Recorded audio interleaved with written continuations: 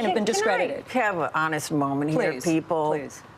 Van has, to my mind, retracted your white lash with what you just said. No, that we have to not focus totally on the toxic stuff. But you should, and if you don't, you're wrong. You raised it, are not. That's not the path for progressives. We've all agreed at the outset of this show that the path, which is Ellison's message, you say, is to go back to the Rust Belt and the rednecks. Well, you're not going to get there with climate change and Putin and all the rest of what you're talking about. The people in South Carolina who run hotels, who understand their self-interest, they will be overrun by rivers and water if they don't deal with climate crisis. Yeah, we're just about out of time. You get to, I want to answer the white lash. When I said, and I stand by it, I said that race was a part.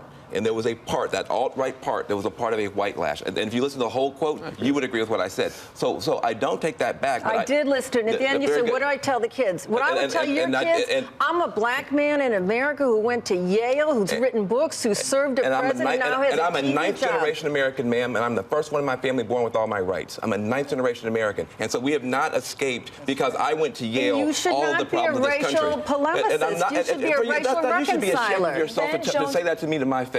I've spent more time in this country. Would I say it behind your back would be better? Listen, hold on a second. I've spent more time than you have trying to be a racial reconciler in this country. Really? How do you know that? Do you know anything about me? Well, you apparently don't know anything about me. And yes, I do know. Your daddy, your grandparents were teachers. Your grandfather was a bishop. George, this is the problem that we have right now.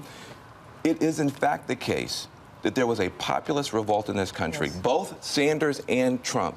But one of them was marbled through with this alt-right stuff. If someone like myself, who is married to a white woman, who has spent my entire life building bridges, can't point out the alt-right white lash reaction without being accused of being a racial polemicist, we're going to have a big problem. And I would think, have you no sense of decency to say that to a man who's been a healer throughout a horrific, brutal campaign? He has spoken sanity to power. And to those who would my deepest apologies.